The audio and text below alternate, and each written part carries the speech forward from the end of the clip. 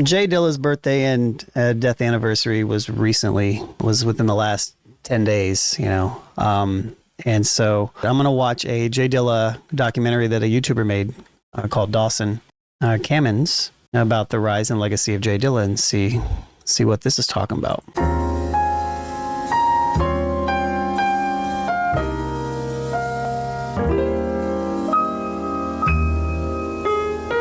Many people haven't heard of this producer, but they've heard the artists he produced for. Artists like A Tribe Called Quest, Q-Tip, Busta Rhymes, and Erykah Badu. The man behind the music had an unconventional but genius approach to producing, pushing the boundaries of hip-hop and cultivating the styles which would later be known as lo-fi hip-hop and neo-soul. I like to push back on that lo-fi hip-hop thing. Like, he definitely spawned a generation of people that started making lo-fi hip-hop, but I feel like it's those people's spawn of their take of what he was doing, but he wasn't really making lo-fi hip-hop. Definitely neo-soul, though. This producer's rise to prominence was quick and his influence unmatched, but at only 32 years old, his life was tragically cut short. In less than a 2-decade career, he mastered production through his otherworldly passion for music. His personal goal was simply to make music from the heart with an energy that people would feel. And in doing so, he became one of the most influential producers to ever live. Despite being so influential, he tended to elude the media coverage a typical celebrity would garner. This producer's favorite moments were in his basement, surrounded by records, working on beats. But he also wasn't he wasn't a celebrity like that. You know what I mean?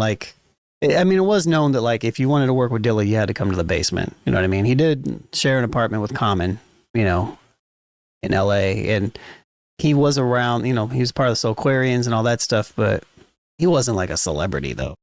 He experienced incredible success in his musical career. He also experienced personal turmoil, namely infighting between friends and family, lack of credit from artists and groups in which he was involved, and stifling contracts from record companies. And also he died of lupus, you know, in the last few years. He was battling through that while also making music. Since his passing, a loyal following has erupted around him, helping his music and legacy continue reaching people all over the world. So who exactly is this figure? How did he rise to prominence? And what caused his career to abruptly end? To answer this, we have to start from the beginning, specifically back in the 1970s, where a man named 𝗕𝗥𝗓𝗓𝗓 worked at the Ford factory near Detroit, supporting him and his wife, Maureen, while attempting to carve a name for himself in the music industry. It was at this time that the middle-aged Berry Gordy Jr. had just opened a record label in Detroit, operating out of a small 2-story house, which would later sign the likes of Stevie Wonder, Marvin Gaye, and the Jackson 5. In 1974, 𝗕𝗥𝗓𝗓𝗓 and Maureen Yancey had a baby, who they named James. As family members came to visit the newborn child, they figured 𝗕𝗥𝗓𝗓𝗓 didn't know how to properly hold a baby, but the odd way in which 𝗕𝗥𝗓𝗓𝗓 cradled James was intentional and necessary. If 𝗕𝗥𝗓𝗓𝗓 wanted to stop James from crying, he would have to hold him upright, supporting him vertically with one hand while literally strumming his belly with the other, essentially playing his son like an upright bass while humming along a bass line. For James to sleep, 𝗕𝗥𝗓𝗓𝗓 and Maureen would have to allow the stereo to play through the night. James' peace was found in music, even in his infancy.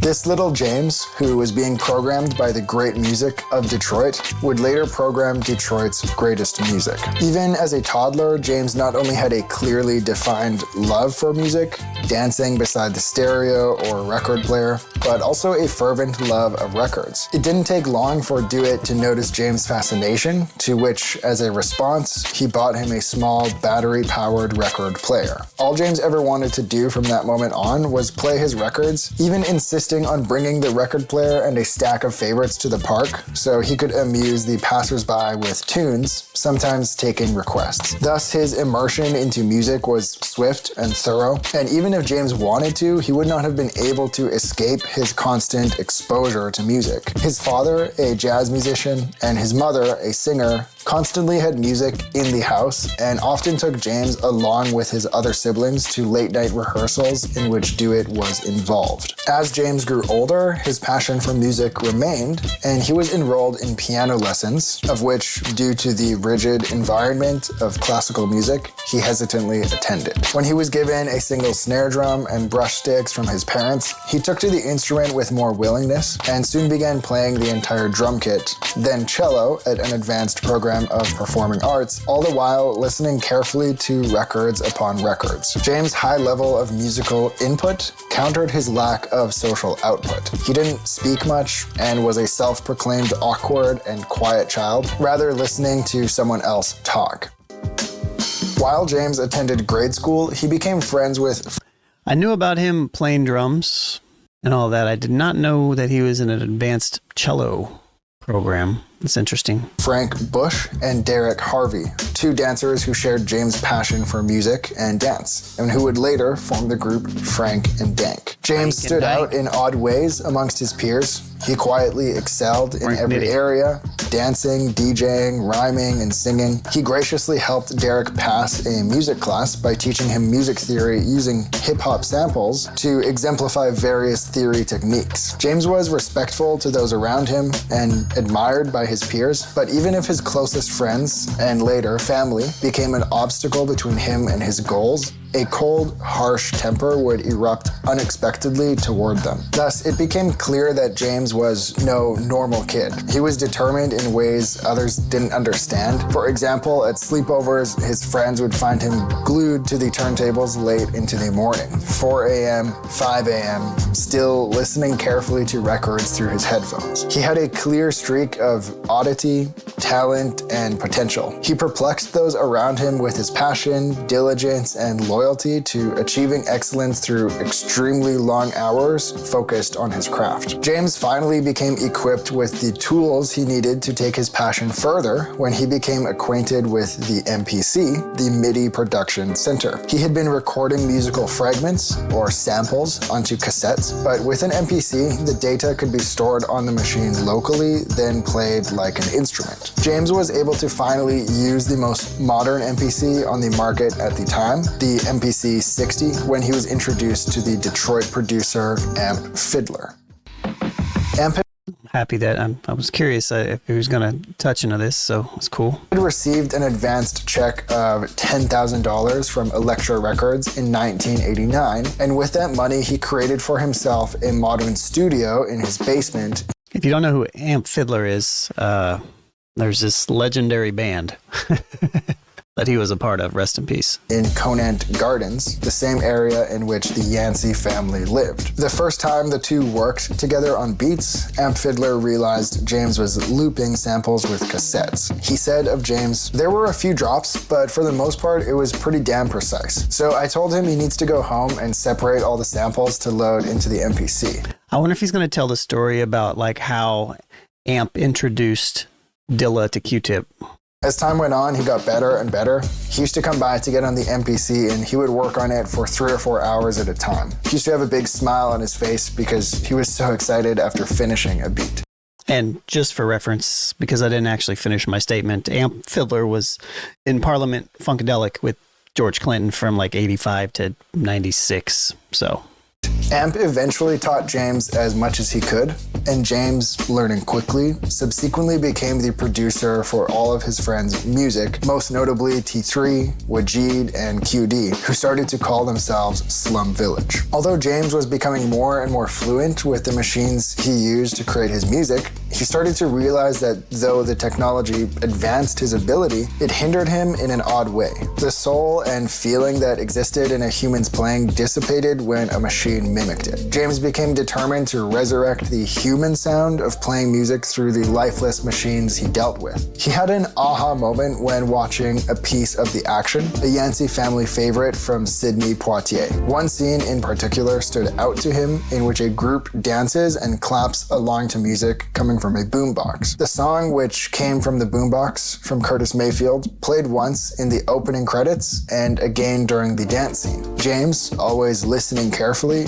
noticed a slight difference between the two otherwise identical versions. In the dance scene, claps have been added during post-production to match the movement of the clapping dancers, a sound design method called Foley. In the final edit, the song plays and the Foley claps play along with it. The only problem is that the performance of the claps lacked rhythmic precision, thus drifting in and out of the tempo, sometimes lagging behind the beat and other times rushing ahead of it. This subtlety, easily picked up by the carefully listening James, left a lasting impression of the power of loosely timed rhythm within music. And that moment spawned an entire generation of music producers. Whereas this part is normal, it sounded like the kick drum was played by like a drunk 3-year-old. And I was like, are you allowed to do that? So it's like, and I was like, what the hell is that? And that to me was the most liberating moment.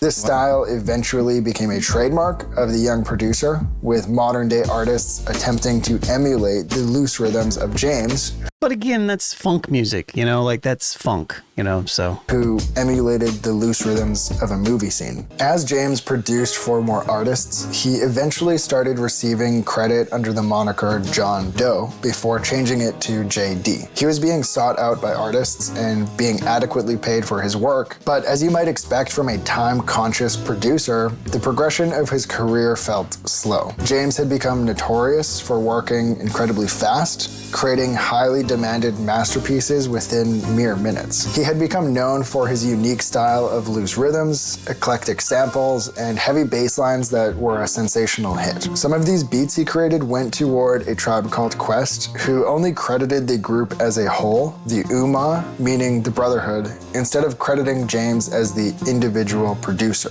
Nonetheless, you can always tell which records had that Dilla sprinkle though. As James became more prominent, his finances stabilized, then grew toward extravagance. It wasn't long before he was driving a new BMW, then a new Lexus, rarely being seen in the same outfit twice, and frequenting strip clubs. As much as it was all inspiration and fuel to continue working, the change in lifestyle eventually proved to be cracks in the wall, which kept James from typical celebrity drama and issues. James started to become more temperamental, often cussing out close friends and family while But again, like, Dilla was not a celebrity. he was brooding. That, along with spending more and more time at the strip clubs, mounted as evidence to the beginning of a downward spiral of personal affairs. One night, while still wearing scratches on his face from an altercation with a previous girlfriend, he met at the strip club who would become his next love interest, Joylette. He spent more and more time with Joylette and less time with long-term and loyal friends like T3, who would, in an attempt to get through to James, show up at his house to then be informed by Maureen Yancey that James wasn't around. It became clear within a few years that James desired less of the brotherhood of the 𝗕𝗢𝗪, working under Q-Tip and with a tribe called Quest, and instead desired in his life the same level of meticulous control he exercised over his music. In 1999, James had an opportunity. So at this point, so it doesn't look like he's going to actually mention it, but there's a story that goes on about how when Parliament Funkadelic and I believe A Tribe Called Quest were on, they were on the same bill. I don't know if it was the same tour, but they were on the same bill, and I believe they came to Detroit. But Amp Fiddler brought J Dilla onto the tour bus of A Tribe Called Quest and played Q-Tip beats. And Q-Tip was like, bro, what is this? And that's kind of what sparked the beginning of him starting to get out and work with more of the, you know, once you start working with A Tribe Called Quest, you know what I mean? I was on the Lollapalooza tour, and Funkadelic was on there, and this guy Amp Fiddler was playing keyboards. So then we get to Detroit. Amp comes on the bus with Dilla, brings him on, and he's smiling ear to ear with glasses on. Yo, he couldn't really talk. Amp was smiling. They gave me the tape. I was, you know, it was peace. Then later, I'm listening to this shit with True Goy from De La. I was like, oh, listen to this shit. This shit is called Slum Village. Yo, this shit is ill. Song 2, yo, what the fuck? I was like, it's ill, right? I'm not bugging, right? This shit's crazy, right? Who's doing the beats? I was like, I know, right? Like, this shit was kind of like, I guess, what I did, but way better. I played it for Questlove, Common, Farside, and I was just talking about him to everybody. Anyways. To work on a solo album. He was no longer limited to a producer working for others, but now had a solo project to work on himself. His album, Welcome to Detroit, was credited to JD, aka J Dilla. It was released shortly after J Dilla's birthday in 2001 and opened up an opportunity for him to assemble his own personal studio, costing nearly $500,000. As a result of Welcome to Detroit and with the help of lawyers and managers, J Dilla's connectivity to the 𝗕𝗏, A Tribe Called Quest, and Slum Village diffused, and he was bona fide as a standalone artist. See, this is also that he kind of skipped the entire Soulquarians element. Was recognized as highly capable and visionary. Unfortunately, J Dilla's fast-forwarded success was reciprocated with fast-forwarded private turmoil. During his studio sessions, notably with prominent vocalist 𝗕𝗥𝗪𝗡𝗚, J Dilla would be forced to lay down due to excruciating headaches. The man who loved to listen more than anybody needed everything around him in complete silence when a headache would ensue. Moreover, he would often experience intense aches and pains in his hands and fingers, the very tools he used to create his music. Another important thing, not to complete sidebar from this, but talk about working with 𝗕𝗥𝗪𝗡𝗚, the story of Badu and Dilla working together and Badu sharing like how Didn't You Know came about how he just kind of like dropped the needle on it and this bass line started playing and that turned into the bass line to Didn't You Know is kind of an amazing story as well. And not only did he let me pick the record, he let me pick the spot in the record and taught me how to sample the portion of the song. You know, very humble.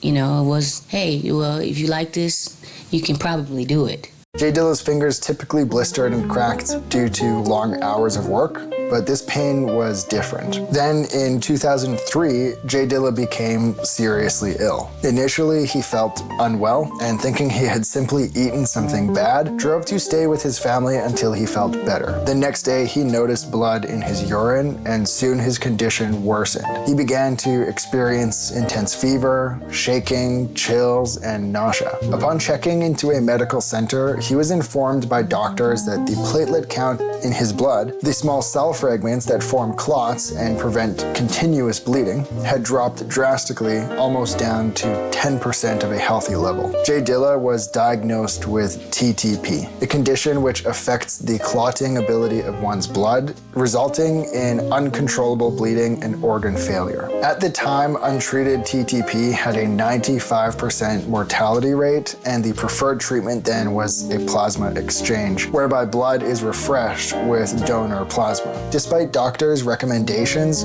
J Dilla returned home the same day where he processed his diagnosis. The next morning, he returned to the hospital where days in the bed became weeks. Eventually, he was discharged from the hospital, but the damage had already been done. He needed regular check-ins and his kidneys had already stopped functioning optimally. He felt weak, unable to take care of himself, but with the help of his family, an MPC stayed close to him whether he was at home or in a hospital bed. Eventually, J Dilla experienced a full relapse of the TTP and its symptoms, whereby he was found face down in the bathroom, unconscious, foaming at the mouth. Again, he returned to the hospital to resume plasma exchange. As he spent more and more time in the hospital, his medical debt steadily climbed.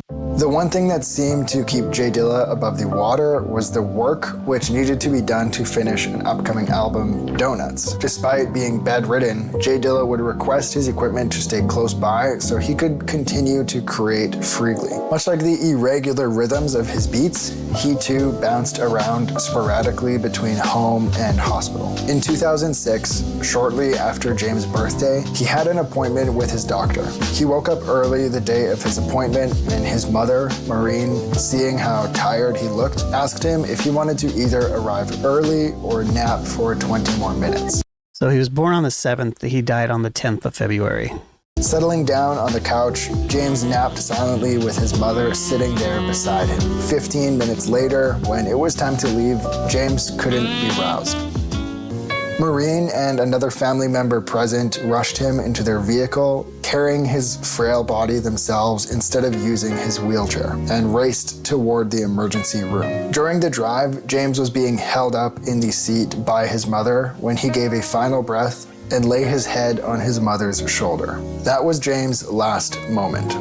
James' struggles had come to an end. He suffered through multiple years of recurring hospital visits, dreaded plasma exchanges, and a physical weakness and frailty which he despised. And now he had left this earth and joined a new realm void of affliction. The distribution of assets, the handling of paying debts, and running the remainder of J Dilla's business was a responsibility primarily handed to an executor, 𝗕𝗥𝗪𝗡. J Dilla's will simply named 3 executors and 4 heirs. The estate of J Dilla was estimated to have a value of $400,000, but on the flip side, J Dilla had a $500,000 tax bill remaining and an outstanding loan of $300,000. Before any of J Dilla's heirs, his mother, his brother John, and his 2 daughters could receive any of the estate, the debts and loans had to be paid off. This involved monetizing as much of J Dilla's work as was possible. There were many pieces of J Dilla's work floating around which hadn't been properly credited to him. In other words, illicit uses of his work. The people committing the crime of using J Dilla's work without properly crediting him blended easily with the people who were casually gifted tracks from J Dilla himself to use freely. This spelled a logistical nightmare when it came to legitimizing J Dilla's existing business, even turning the court against J Dilla's mother for copyright infringement. This was the beginning of a growing wedge between the rigid, regulated legal operations of the estate executors and the logical, simplified motive of J Dilla's mother. My dukes. Both parties wanted to properly manage the estate and benefit the heirs, but had 2 different ways of achieving said goal. Although J Dilla's heirs benefited from his business and legacy, it wasn't until 2020 that the heirs received their first disbursement from the estate. Since J Dilla's passing, numerous organizations have sprouted in honor of his work.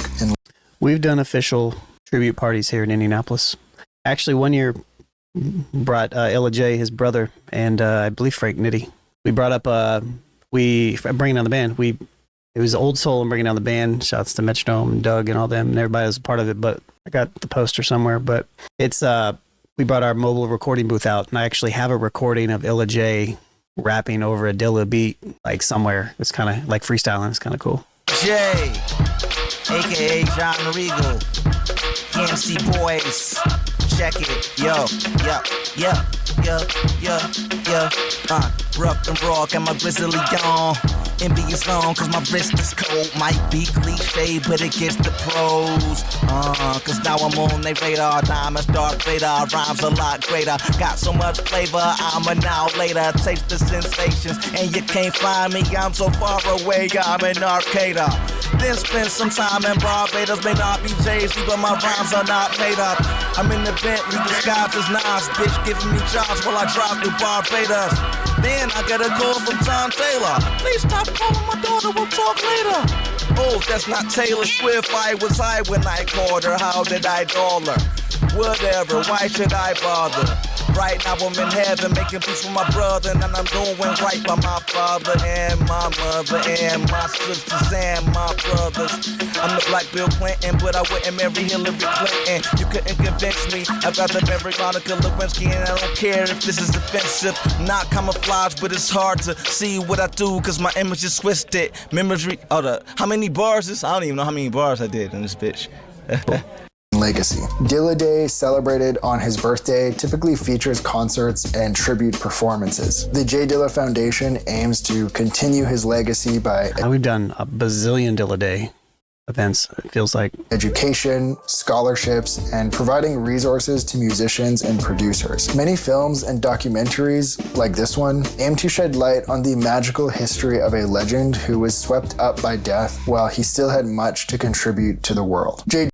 This is a pretty decent documentary, but it really, I mean, obviously I don't expect him to get everything, but definitely missed a lot of the Slum Village era, a lot of the Soulquarian era, nothing about him in common. There's no J-Lib stuff. you know, J Dilla continues to remain a strong pillar in the world of producing, and his visionary pioneering of hip hop continues to be revered by musicians, producers, rappers, historians, and anyone that feels some type of way when listening to J Dilla's work. Most famously, J Dilla's legacy is presented to the world at the National Museum of African American History and Culture, where his notorious Akai MPC 3000 sits on display. Yep. Pretty decent. It was a decent documentary. Wanted a little bit more from it, but it was definitely some cool information in there, and definitely it's always great when people shine lights on legends such as J Dilla. So props to Dawson Cammons on this video. Check out his YouTube channel if you want to see more.